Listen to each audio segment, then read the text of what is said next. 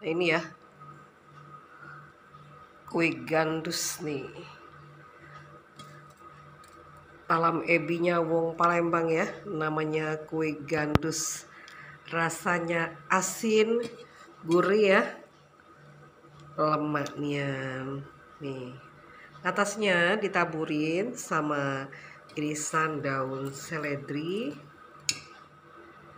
cabai merah, dan bawang goreng. Seperti ini, cantik sekali ya. Nih.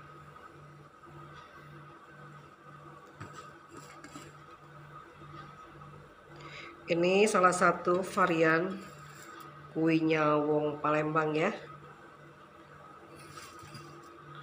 Kue tradisional yang rasanya luar biasa. Lemaknya tuh.